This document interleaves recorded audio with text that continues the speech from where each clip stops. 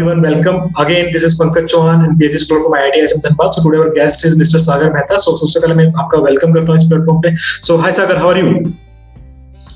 Thank you for welcome. How are you, Pankaj? I'm fine. I'm also good. तो सबसे पहले मैं बता दूं अपने व्यूअर्स को आपके बारे में. Actually, he is a section officer in Group B Services and इनका जो डिपार्टमेंट है वो CPWD है, जो कि ministry of housing and urban affairs के अंदर आता है गवर्नमेंट में. तो सागर, सबसे पहले बताना चाहूंगा इस वीडियो का मोटो. बेसिकली मोटो ये है कि जो आपका एक्सपीरियंस था, जो आपने मेहनत करी है ना, जिस तरह से आप इस जॉब तक आप कर पाए, जॉब ले पाए, वहां आप कैसे पहुंचे, बेसिकली वो एक्सपीरियंस यहाँ पे शेयर करना. तो ये बेसिकली मोटो है behind this video. Right. Okay. Okay, तो हम क्या करेंगे, सबसे पहले आपके बारे में जानेंगे थोड़ा सा, फिर धीरे धीरे आपने कैसे स्ट्रगल करी, कैसे आपने मेहनत करी, वो जानेंगे, और फिर आपकी एडवाइस और आपको अगर कुछ मोटिवेशन हमारे व्यूअर्स को देना चाहे, फिर हम मूव करेंगे आगे. राइट. राइट. सो सबसे पहले मैं स्टार्ट करता हूँ आपकी इंट्रोडक्शन से. प्लीज अपना इंट्रोडक्शन बताइए सबसे पहले हमारे व्यूअर्स को, please. Okay, thank you so much Pankaj. जैसे कि आपने बताया, माय नेम इज सागर मेहता और मैं बेसिकली उदयपुर राजस्थान से बिलोंग करता हूँ. और मैंने बीटेक इन मैकेनिकल इंजीनियरिंग किया था 2015 का ग्रेजुएट हूँ. देन आफ्टरवर्ड्स मैंने मास्टर्स किया है इन थर्मोफ्लूइड NIT हमीरपुर से. और देन आफ्टरवर्ड्स मैं गेट एग्जाम्स की प्रिपरेशन और इंजीनियरिंग सर्विसेज एग्जाम्स की प्रिपरेशन कर रहा था. और along the way that way मैंने ये एग्जाम भी SSC का एग्जाम दिया था. और इस एग्जाम के थ्रू ही मेरा सिलेक्शन हुआ था. और अभी मैंने रिसेंटली इसे ज्वाइन किया 6 दिसंबर 2021 को. ये मैंने ज्वाइन किया CPWD department as a section officer. Right. तो सबसे पहले बहुत बहुत बधाई, बहुत बहुत कांग्रेचुलेशन आपको इस अचीवमेंट के लिए. Thank you so much guys. Okay, तो एक बात मैं जानना चाहूंगा, जैसे आपने आई थिंक रिसर्च में भी आपने आने का सोचा था इन बिटवीन द जर्नी आपकी, तो जैसे कि मैंने आपको बताया कि मैं गेट एग्जाम की प्रिपरेशन कर रहा था. और मैंने गेट एग्जाम में मेरी जो मार्क्स आए, मैंने उसके बाद मास्टर्स में एडमिशन दे दिया था. और चूंकि मास्टर्स में क्या होता है कि मैं प्रिपरेशन अगेन गेट की कर ही रहा था, क्योंकि मुझे मेरा टारगेट था PSU. तो उस दौरान मैं ये एग्जाम भी देते गया. जो मैंने ये एग्जाम दे दिया, मुझे नहीं पता, क्योंकि आप जानते हैं गवर्नमेंट एग्जाम्स के रिजल्ट्स काफी डिलेड होते हैं, तो मैंने वेट नहीं किया. तो जैसे ही मेरा मास्टर्स खत्म हुआ, तो मैंने बहुत सारे IITs में वगैरह मैंने क्या कर दिया, PhD के लिए एनरोलमेंट करना, एप्लीकेशन स्टार्ट कर दिए. तो उस दौरान मेरा क्या है, इस एग्जाम का रिजल्ट तो आना बाकी था. So I didn't wait for that. तो उस दौरान मुझे कॉल्स आए और मैंने IIT जोधपुर में इंटरव्यू दिया था. तो उस दौरान मेरा सिलेक्शन हो गया. फिर वहां पे मैंने 1.5 year as a PhD research scholar work किया. और उसके बाद फिर मेरा वहाँ इसका रिजल्ट आ गया positive. So I had to leave that part actually. और मेरा वहाँ पे मैंने 1.5 year तक मैंने रिसर्च किया वहाँ पे as a PhD scholar IIT Jodhpur mechanical engineering department. Okay, very good. So like मैं एक जनरल क्वेश्चन पूछना चाहूंगा, जो सबका रहता है कि क्योंकि it's very tough time to have a government job in this scenario, right? क्योंकि बहुत टफ सिचुएशन है. जॉब्स कम है. और फिर भी काफी अप्स एंड डाउन्स ऑब्वियसली हर किसी की जर्नी में आते हैं, आपकी में भी आए होंगे. तो आपको कितना टफ रहा ये जॉब लेना? अब मैं एक सिंपल सा क्वेश्चन ये पूछना चाहूंगा. राइट. फॉर एग्जाम्पल देखिए, जॉब आज के टाइम में ये तो रियलिटी है कि नंबर ऑफ गवर्नमेंट जॉब्स कम हो रही है डेफिनेटली. सो डेफिनेटली जब मैंने एग्जाम दिया था तो ऐसा सोचते नहीं है, क्योंकि एग्जाम 2 स्टेज प्रोसेस होता है, आपको पता नहीं होता आपका सिलेक्शन होगा नहीं होगा. सो मैंने ये डिसाइड किया कि एग्जाम में भले ही दूंगा, लेकिन साथ में अलोंग द वे कंटिन्यू रखूंगा. सो मेरा ये मोटो था, क्योंकि गवर्नमेंट एग्जाम इज जस्ट एक तरीके का आपका जो अभी है, तो आप वेट नहीं कर सकते रिजल्ट्स का, ऐसा है. तो मैंने डिफरेंट एग्जाम्स देते गया. उसके बाद मैं इंटरव्यूज देते गया. तो मेरा इस दौरान इंटरव्यू में हो गया. बट ये जरूर है कि आपको पता रहता है आपकी स्किल्स के बारे में, आपने क्या क्या एग्जाम्स वगैरह प्रॉपरली आपने डिटेल वे में किया है, आपकी स्किल्स के बारे में, उसके अकॉर्डिंग आप देते रहो. अब आप क्या होता है कि जब आपको पहली बार मेरा ये प्री का रिजल्ट आया था, तो काफी अच्छा लगता है और आप मोटिवेटेड सा फील करते हो जब आपके साथ कुछ पॉजिटिव होता है. तो और आप क्या करते हो, अलोंग द वे उसी डायरेक्शन में और ज्यादा लग जाते हो, क्योंकि आपको ये रियलाइज होता है नहीं आपकी स्किल्स हैं, आपने इतने लोगों में आपने प्री क्लियर किया है, then again you want to give mains. तो मैंने उस दौरान फिर अपना मोटिवेशन बरकरार रखा. और सिंस प्री और मेंस के बीच में हमें तो टाइम भी कम मिला, so I gave my 100%. I was not sure कि मुझे सिलेक्शन ही होगा, बट आई गेव माय 100%.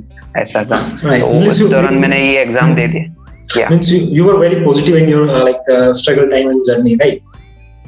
या दैट वाज स्ट्रगल काफी रहता है, काफी बार आपको ये भी डाउट भी लगता है कि नहीं कोई एग्जाम होगा नहीं होगा, बट मेरा ये कहना है कि आप अपने आप को उस प्रोसेस में इन्वॉल्व रखते ना तो आपको वो इजी लगने लगता है, ऐसा है। क्योंकि जब आप एक बार बीच में क्विट कर देते हैं तब आपके लिए प्रॉब्लम्स ज्यादा, चैलेंजेस आपको और ज्यादा लगने लगते हैं। तो मैं उस प्रोसेस में अपने आप को इन्वॉल्व रखा, वही सबसे बड़ा मेरे लिए पॉजिटिव था उस टाइम।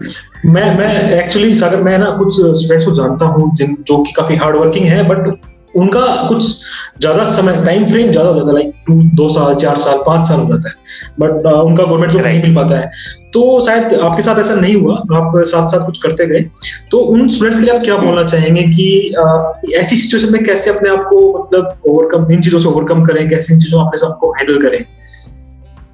राइट, जैसे कि मैं पर्सनली मेरे खुद की बात करूं तो मुझे ये टारगेट तो पता था कि मुझे गेट एग्जाम देना है, पर आप जब गवर्नमेंट एग्जाम की प्रिपरेशन करते हो अलोंग द वे आपको भी आइडिया होता है कि या तो सिलेक्शन होना है या नहीं होना है। इट्स नॉट लाइक कि आपका 100% हो ही जाएगा या फिर 100% नहीं होगा। द थिंग इज आपको ये पता होना चाहिए कि अगर मैं स्किल्स को एक्वायर करूंगा तो डेफिनेटली इस गवर्नमेंट जॉब को भले ही ना क्रैक कर पाऊं, लेकिन कहीं और जगह बेटर जगह में डेफिनेटली हो पाऊंगा। तो मेरे माइंड में हमेशा से ये था कि मैं अगर इन केस मुझे गवर्नमेंट जॉब नहीं भी लगी तब भी क्या होगा, जो स्किल्स मैं एक्वायर करूंगा उससे कहीं भी प्राइवेट सेक्टर में भी बहुत सारी अच्छी अपॉर्चुनिटी है, एकेडमिक्स है, तो उस वे में आपको करते रहना चाहिए। मेरा ये मानना है कि आप एक ही एग्जाम के पीछे 3 या 4 साल नहीं डिवोट करने चाहिए, आपको डिसाइड कर लेना चाहिए, आपके माइंड में भी पहले टारगेट बनाना चाहिए, मैं 2 अटेम्प्ट्स दूंगा या 3 अटेम्प्ट्स, व्हाटएवर आपके रीजन, क्योंकि हर किसी के सर्कमस्टांसेस डिफरेंट होते हैं, आपको उसके अकॉर्डिंगली रिएक्ट करना पड़ता है। बट अलोंग द वे मैं ये कहना चाहता हूँ, अलोंग द वे आपको क्या है, आपको अपनी स्किल्स को शार्पन करना चाहिए। आप ये नहीं सोच के बैठना चाहिए कि मुझे गवर्नमेंट जॉब मिलेगी तभी मेरा सही होगा। आपको इस मुझे मेरे पास जो भी बेटर अपॉर्चुनिटी होगी उसके लिए मैं अपने आप को एलिजिबल बनाऊं बाय एक्वायरिंग माय स्किल्स। तो ये आपके लिए बहुत ज्यादा इंपॉर्टेंट फैक्टर रहेगा। आप गवर्नमेंट जॉब के एग्जाम की प्रिपरेशन करिए, फुल डिवोशन के साथ आप अपना कमिटमेंट दीजिए, definitely something will come out. और आपने फुल डिवोशन के साथ दिया, स्किल्स को एक्वायर किया है, तो अगर इन केस दैट केस आपका नहीं भी होता है तब भी आपके लिए अपॉर्चुनिटीज डेफिनेटली रहेगी। काफी आपने बेहतरीन और अच्छी बातें बताई हैं यहाँ पे कि if you work on skills then it will be better for you, right? क्योंकि हो सकता है किसी की कुछ अलग स्किल है, किसी का कुछ अलग टैलेंट है, किसी का कुछ है, तो आपको अगर आप काम करते रहेंगे कंटिन्यूअसली तो आप अपने जो टारगेट है वहां तक कैसे न कैसे करके पहुंचेंगे। That's the basic point, right? Okay, तो ये था थोड़ा बेसिक्स था, बैकग्राउंड था, बिहाइंड द सीन्स बातें थी। अब हम मूव करते हैं सेक्शन ऑफिसर्स के बारे में। तो जैसे आप सेक्शन ऑफिसर हैं तो सबसे पहले group services in group B, right, और सेक्शन ऑफिसर, इनके बारे में थोड़ा सा हमारे व्यूअर्स को बता दीजिए, फिर हम बात करेंगे एग्जाम्स को कैसे क्रैक करते हैं, कैसे क्या है, प्लीज।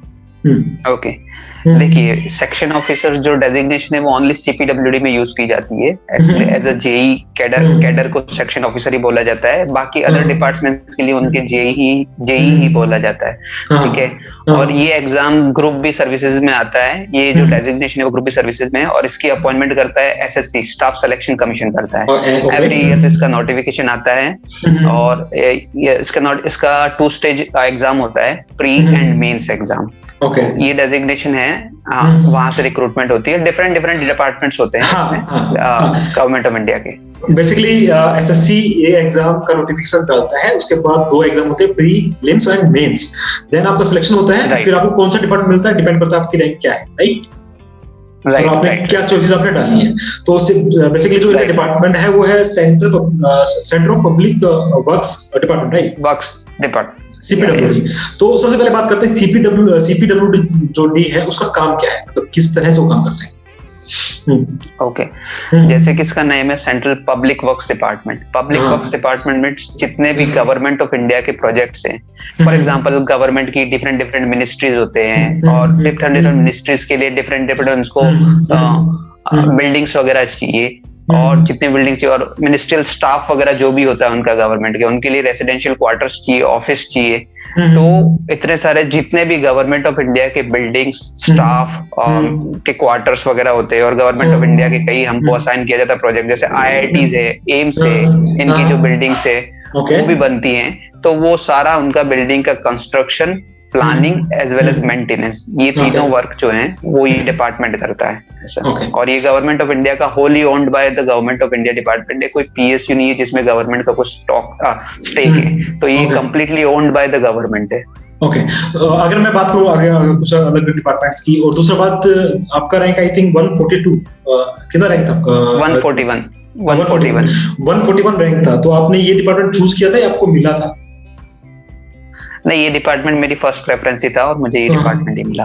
ओके ओके, तो बाकी अगर डिपार्टमेंट्स की बात करें तो एमईएस है, मिलिट्री वाला डिपार्टमेंट है, उसके अलावा कुछ डिपार्टमेंट है?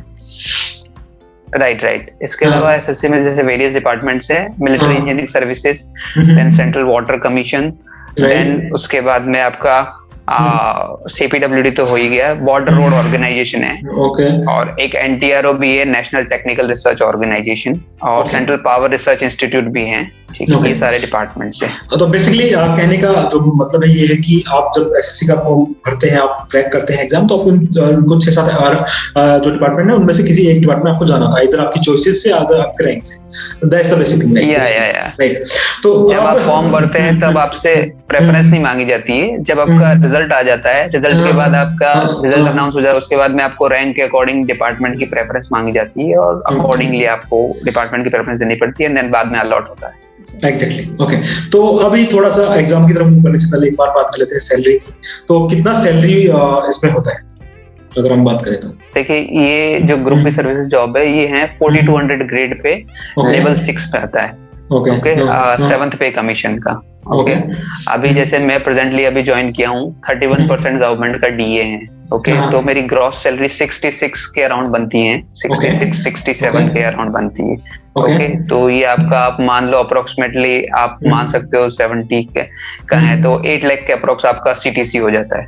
ओके, अप्रोक्सीमेट प्राइवेट की टर्म्स में अगर बात करो। हाँ, एग्जैक्टली, हाँ। तो बेसिकली ये सैलरी था। और रही बात अगर मैं सीपीडब्ल्यूडी की बात करूँ, तो प्रमोशंस का क्या सिनेरियो है एज पर टुडे अगर हम बात करें? राइट, जैसे अभी एज अ डेजिग्नेशन मेरी जेई है, उसी को सेक्शन ऑफिसर सीपीडब्ल्यूडी बोलते हैं, बाकी अदर डिपार्टमेंट में जेई बोलते हैं। ठीक है, उसके बाद में आपका असिस्टेंट इंजीनियर या फिर सब डिविजनल ऑफिसर बोलते हैं। देन उसके बाद में लेटर ऑन प्रमोशन चांसेस होता है, उसके बाद में आपका डिविजनल ऑफिसर या फिर एग्जीक्यूटिव इंजीनियर। तो रिसेंटली क्या हुआ, एक प्रीवियस बैच था जो 7 साल में उनको प्रमोशन मिला, 7 इलेक्ट्रिकल और मैकेनिकल वालों, 7 ईयर में उनका प्रमोशन हो गया, उनको सेक्शन ऑफिसर से sub divisional officer, JE to AE promote हो गए थे ये। देन लेटर ऑन आपका डिपेंड ऑन वैकेंसी और डिपेंड ऑन आपका एक्सपीरियंस, आप एग्जीक्यूटिव इंजीनियर भी बनते हैं।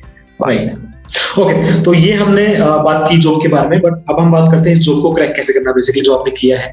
और जैसे आपने बताया 2 स्टेजेस है, प्रीलिम्स एंड मेंस।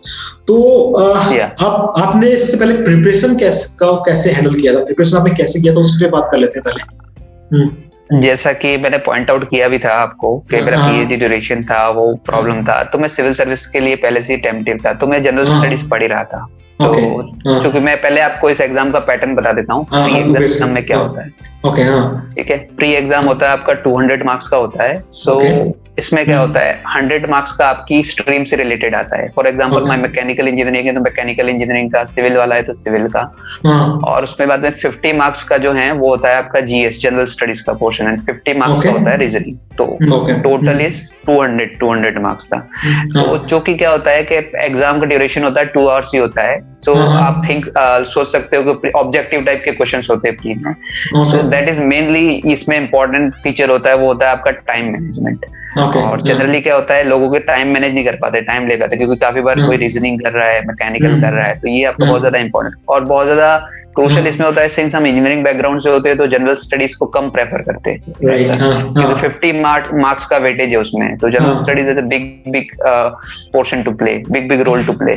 तो वहां पे आपको, तो मेरे लिए एक एडवांटेज फैक्टर ये था कि मेरा जीएस बहुत, अब मैं प्रिपरेशन कर रहा था, मुझे ऐसा लगता था मैं जीएस में बहुत ज्यादा कंफर्टेबल हूँ। और सिंस मैकेनिकल इंजीनियरिंग था तो आपने गेट ईएस की प्रिपरेशन कर रखी होती है, बहुत सारे ऑब्जेक्टिव क्वेश्चन सॉल्व कर रहे होते हैं, तो आपका हो जाता है। और रीजनिंग आपका बाय डिफॉल्ट, आप सिंस आप 12th से आप मैथमेटिक्स का आपका साथ रहा है, तो आपकी तो ये चीजें होती थी।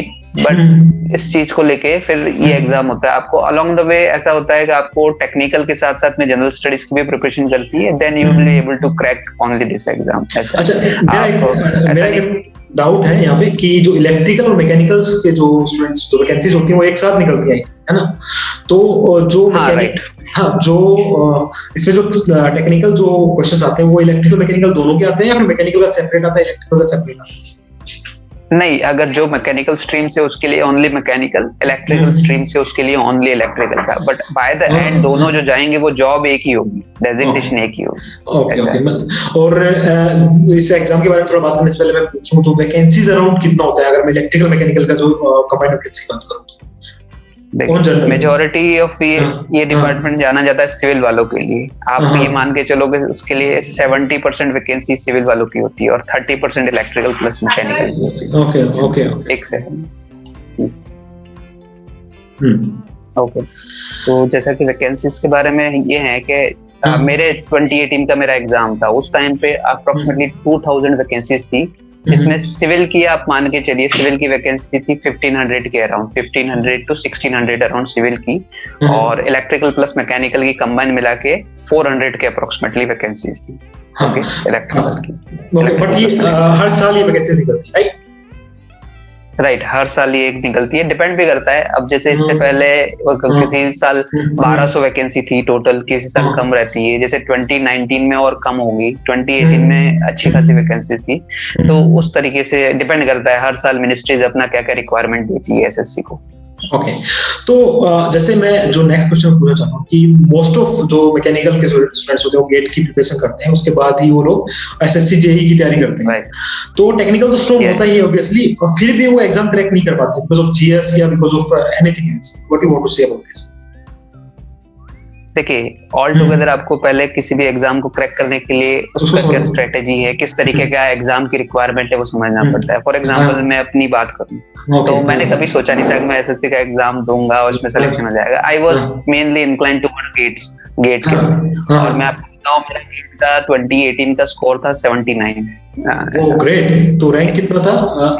तो हाँ, मेरा रैंक था उस टाइम पे 700 के समथिंग था ऐसा, बट अनफॉर्चुनेटली मैकेनिकल में पीएसयूज वगैरह में था, तो मेरा अनरिजर्व्ड कैटेगरी से, तो मेरा नहीं हो पाया ऐसा। तो दैट टाइम आई डिसाइडेड कि आपको रिग्रेट है कि इतना अच्छी तैयारी करने के बाद आपने दोबारा गेट का अटेम्प्ट नहीं दिया, या फिर आपको पीएसयू नहीं मिला, ऐसा कुछ, या फिर आप सेटिस्फाइड हैं? नहीं, जब रिजल्ट आता है तब डेफिनेटली दुख होता है थोड़ा, क्योंकि आपने प्रिपरेशन किया था, कुछ मार्क्स से आप रह जाते तो आपको लगता है कि नहीं, आप गेट वगैरह में नहीं कर पाए बहुत बेटर, तो आपको जब नहीं मिलता है पीएसयू वगैरह, जो पीएसयू आप चाहते, तो उस टाइम पे लगता है। देन फिर आपको एक टाइम ऐसा आता है आपको मूव ऑन करना पड़ता है कि नहीं, हमें इस एग्जाम को लेके बैठ नहीं सकते, you have given your best, और देन आप उसके बाद आप एग्जाम की प्रिपरेशन करते हो। तो ये एग्जाम जैसे था, गेट क्या होता है कि बहुत ज्यादा टेक्निकल, हार्डकोर टेक्निकल एग्जाम है, ठीक है। और आप जैसे आपने कहा कि बहुत सारे बच्चे गेट एग्जाम भी देते हैं फिर ये एग्जाम क्रैक नहीं कर पाते, डेफिनेटली यही होता है, क्योंकि इस एग्जाम में क्या होता है, हार्डकोर टेक्निकल तो है ही आपका, लेकिन लेवल भले ही गेट से कम होता है, बट द थिंग इज इसके साथ में मेनली जीएस पार्ट इन्होंने अटैच कर दिया प्री एग्जाम में, और फिर उसके बाद में रीजनिंग एप्टीट्यूड हो गया। काफी बार इन जो पोर्शन है उसमें कैंडिडेट प्रिपेयर नहीं करता है, क्योंकि गेट वाले सारे, ऑलमोस्ट मैं बात करूँ तो सारे कैंडिडेट जो गेट में अपीयर होते हैं वो एसएससी में एग्जाम अपीयर होते हैं, और टेक्निकल नॉलेज का लेवल ऑलमोस्ट सेम रहता है उनका टेक्निकल, तो उसमें वो on an average same marks achieve करते हैं, पर लैग कर जाते हैं वहां पे जनरल स्टडीज का पोर्शन होता है वहां पे। ये तो प्री की बात होगी। जब मेंस बात आते हैं तो गेट एग्जाम क्योंकि न्यूमेरिकल होता है आपका, कोई सब्जेक्टिव नहीं होता, और मेंस में आपकी राइटिंग प्रैक्टिस बड़ी इंपॉर्टेंट होती है, बिल्कुल। तो ये ऑल टुगेदर डिफरेंट एग्जाम होता है, इस वजह से लोग इसको नहीं कर पाते हैं, ये प्रॉब्लम रहती है। तो आप क्या मानते हैं जीएस का कितना बड़ा रोल है? मतलब जीएस को जैसे 50 मार्क्स का आपने 50 क्वेश्चंस बताए हैं, तो 50 में से कितना अगर ओवरऑल एक मैकेनिकल स्टूडेंट ले आए तो उसका काम बन सकता है? आप क्या बताना चाहेंगे इसमें? देखिए, कट ऑफ का ट्रेंड तो हर एग्जाम में बढ़ता ही जा रहा है, अब तो बढ़ता जा रहा है, अगर आपको बहुत, अब तो बढ़ता ही जा रहा है। तो जीएस में मेरे अकॉर्डिंग ये आप 35 मार्क्स अगर स्कोर करते हैं 30-35 मार्क्स के बीच में, तो आपका अबव एवरेज स्कोर है, आप कंप्लीटली रिलाई रह सकते हैं, सेटिस्फैक्टरी परफॉर्मेंस है जीएस में, क्योंकि जीएस एक ऐसा टॉपिक है जो बहुत वास्ट है, उसका कोई लिमिट नहीं है ऐसा है। Exactly. आप इवन दो वो 50 मार्क्स है, लेकिन उसका वास्टनेस इतनी ज्यादा है कि आप हर सिलेबस, हर टॉपिक को कवर नहीं कर सकते। तो if you are scoring between 30 to 35, you are scoring good, right. और इवन दो जो टॉपर होता है उसका भी 35-40 के अराउंड ही रहता है जीएस का स्कोर, है ना? और कट ऑफ आई थिंक 170 के अराउंड थी, जब आपने जब 150 के अराउंड थी मैंने जब दिया था तब प्रीलिम्स में कट ऑफ गई थी 152, और मेरे आए थे 171.5। हाँ एग्जैक्टली। और जैसे मैं बता रहा हूँ कि 200 मार्क्स का एग्जाम था, और उसमें से 150 के अराउंड कट ऑफ थी, तो आपके पास थोड़ा 50 क्वेश्चंस का मार्जिन रहता है। है ना, ट्राई फॉर बेस्ट, बट फिर भी आपके पास 50% का मार्जिन रहता है। तो जैसे आपकी अप्रोच की बात करें, प्रीलिम्स की मैं बात करूं बेसिकली, तो अप्रोच की बात करें तो जैसे आप टाइम मैनेजमेंट का बता रहे थे कि टाइम मैनेजमेंट काफी बड़ा इश्यू है इसमें, तो आपका अप्रोच क्या था एग्जाम को लेकर, कि आपने पहले जीएस को लिया था या फिर रीजनिंग को लिया था, या फिर आपने जो सामने आ रहा था उसको लिया था, कैसे आपने किया था? राइट। जैसे कि आपको मैं बता दूं, एग्जाम ओनली 2 आवर्स का होता है और 200 क्वेश्चंस होते हैं। ठीक है, तो टाइम बहुत एक क्रिटिकल रोल प्ले करने वाला रहता है। तो मेरा अप्रोच ये था कि आपको पहले वो अटेम्प्ट करना चाहिए जिसमें आपको टाइम की बचत हो और दूसरा आपको आता हो और आप उसमें कॉन्फिडेंट हो। तो फॉर एग्जांपल मैं आपको बताता हूँ, तो मेरा अप्रोच ये था कि जीएस में आपको या तो वो क्वेश्चन आता है या फिर नहीं आता है, सीधा सा स्ट्रेट फॉरवर्ड होता है। ऐसा तो है नहीं कि आप उसमें गैस कर पाओगे, कुछ करोगे।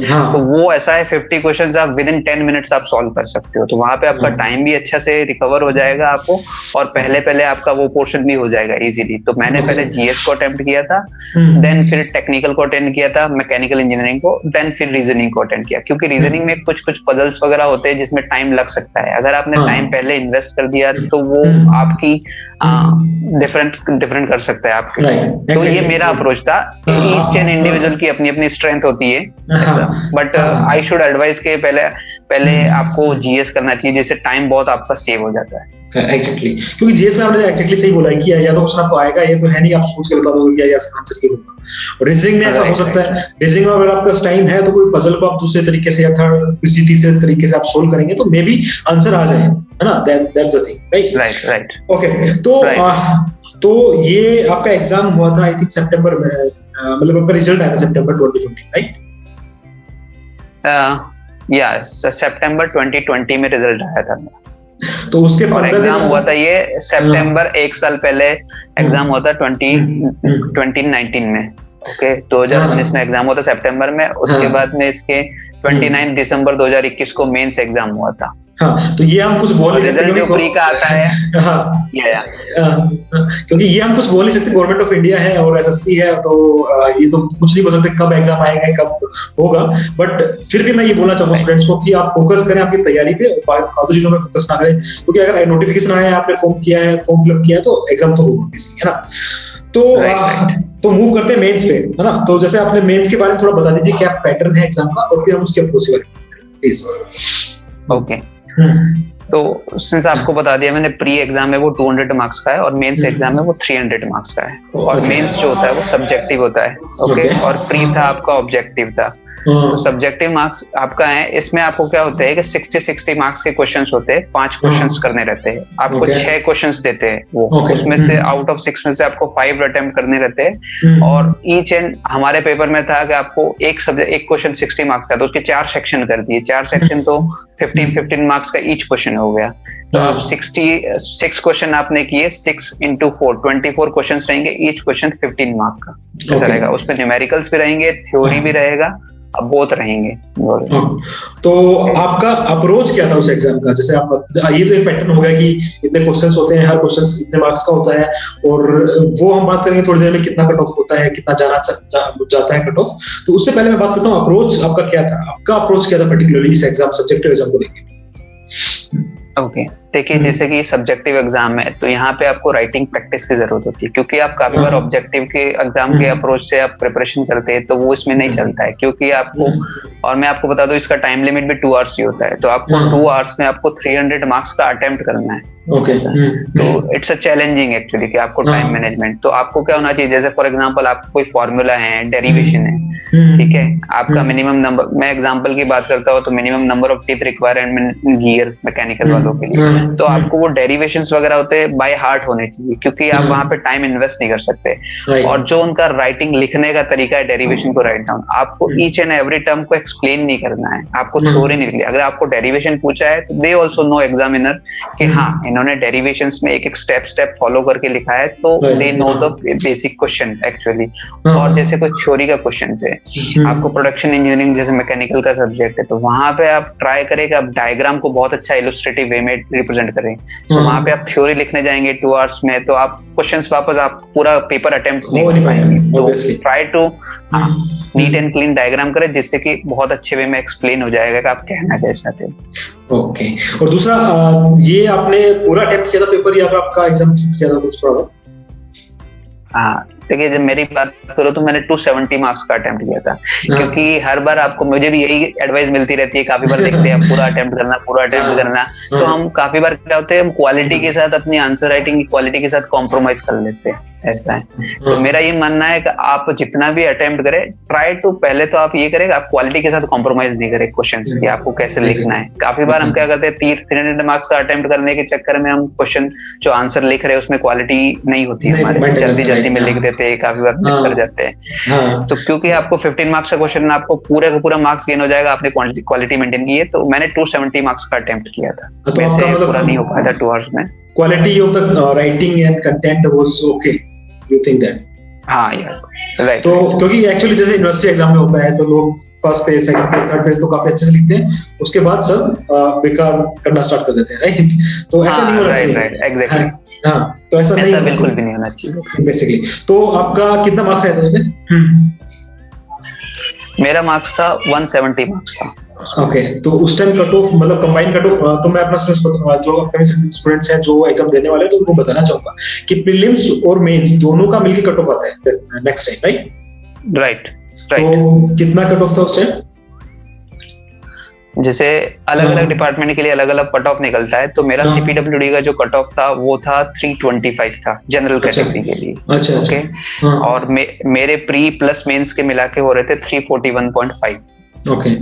ओके, तो आपने जो चॉइस डाली थी वो प्रीलिम्स के बाद डालनी होती है, राइट? हाँ, नहीं, फाइनल मेंस का एग्जाम का रिजल्ट आने के बाद डालनी होती है, जब आपको डॉक्यूमेंट वेरिफिकेशन करवाने के बाद।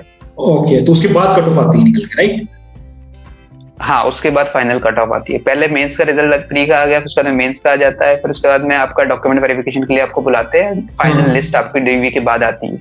अच्छा, फाइनल कट ऑफ। अच्छा, एक क्वेश्चन और पूछना चाहूंगा कि प्रीलिम्स में तो काफी बच्चे बैठते हैं, उसके बाद कितना रेशियो कम हो जाता है? एज अगर हम डाटा की बात करें कि प्रीलिम्स में मेन के बाद कितना रेशियो कम हो जाता है, और मेंस के बाद डॉक्यूमेंट वेरिफिकेशन के लिए कितना रेशियो बच जाता है? राइट, जैसे फॉर एग्जांपल एक रफली डेटा मैं बताता हूँ, ऐसे overall 7 to 8 lakhs people exam देते हैं, तीनों ब्रांचेस के मिला के, सिविल, इलेक्ट्रिकल, मैकेनिकल के। तो फॉर एग्जांपल हमारे टाइम में 400 सीट्स थी इलेक्ट्रिकल प्लस मैकेनिकल की। तो आप मान सकते हैं कि इसके लिए जो नंबर ऑफ कैंडिडेट अपियर हुए थे वो 2000 से 2500, आपको 5 to 6 टाइम्स कैंडिडेट बुलाते हैं वो।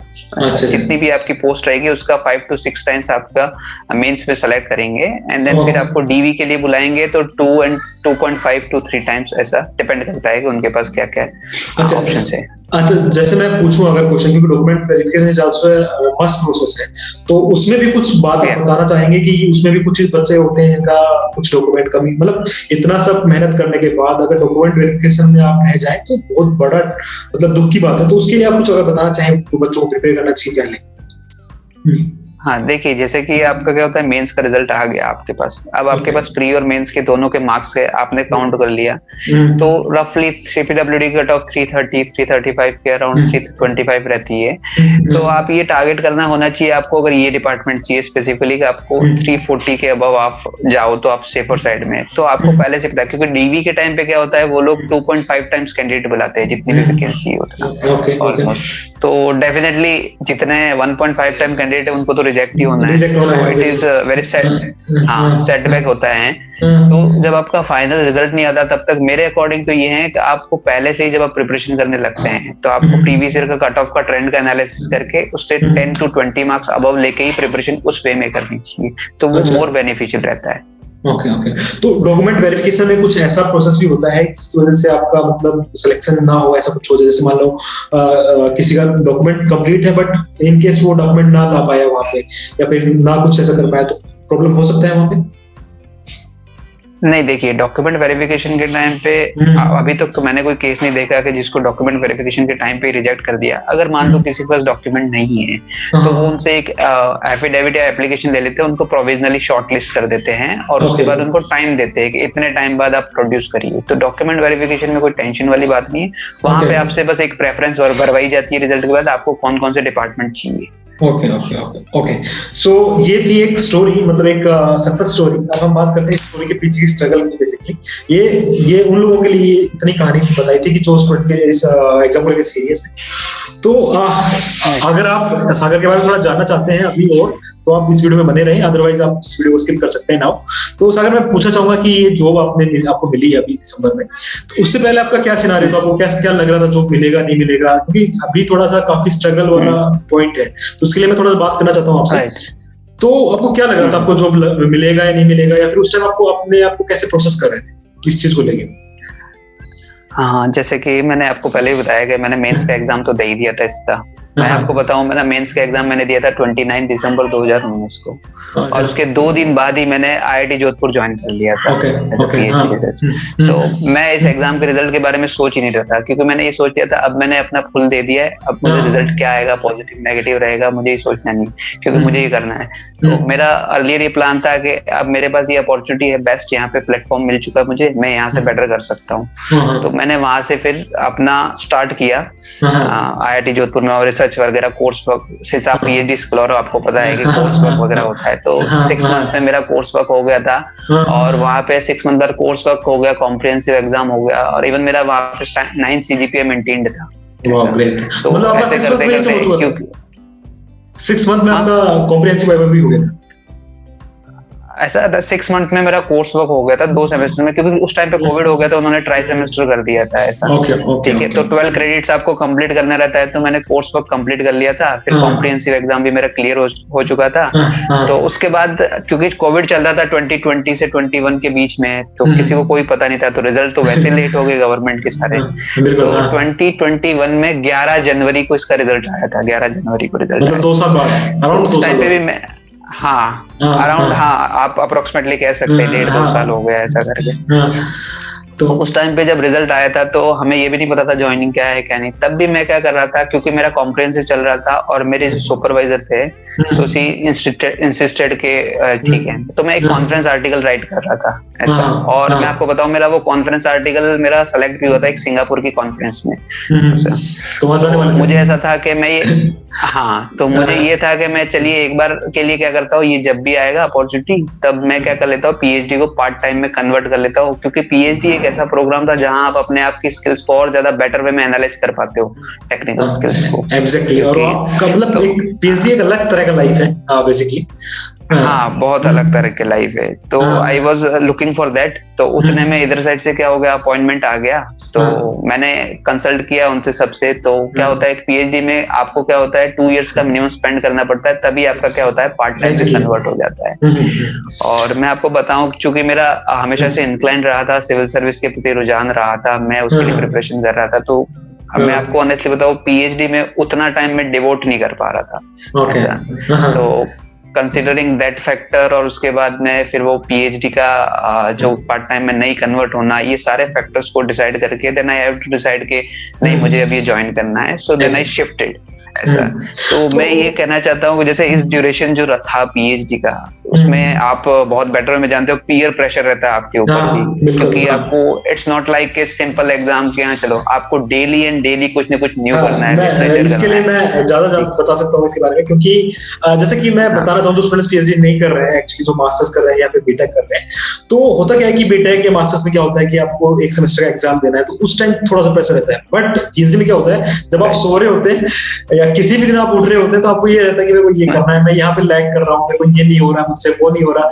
तो it's a day by day pressure thing है, और जो इसको टैकल कर लेता है वो अच्छा PhD कर लेता है। That's the thing basically. Definitely. Okay, तो थोड़ा सा और मैं आपकी स्ट्रगल के बारे में बात करूं, तो जैसे आपने प्रिपरेशन करी थी, तो अब क्या आप किस चीज को ज्यादा अपने आप को बताना चाहिए कि भाई ये वाली चीज ने मेरे को सबसे ज्यादा हेल्प किया था, लाइक कुछ ऐसा आप बताना चाहिए? ओके, जैसे मैं आपको बताता हूँ, मैंने आज जैसे आपने एक पहले पॉइंट आउट किया था, DV के बाद आपका रिजेक्शन हो जाता था, आपको बहुत लगता है, तब भी आपको संभालना। तो मैंने अर्लियर ऐसा हो चुका था, मैंने रेलवेज का भी दिया था, RRB JEE का एग्जाम, तो उसमें मेरा फाइनल सिलेक्शन नहीं हुआ था RRB मुंबई से। मैं भी DV के लिए गया था, मेडिकल के लिए 3-4 दिन रुका था, पर फाइनल में मेरा नहीं हुआ था ऐसा करके। तो दैट वाज आल्सो डिसअपॉइंटिंग मेरा, क्योंकि वो वहां से मेरा रह गया था 0.8 मार्क्स से मेरा नहीं हुआ था 0.8 मार्क्स से।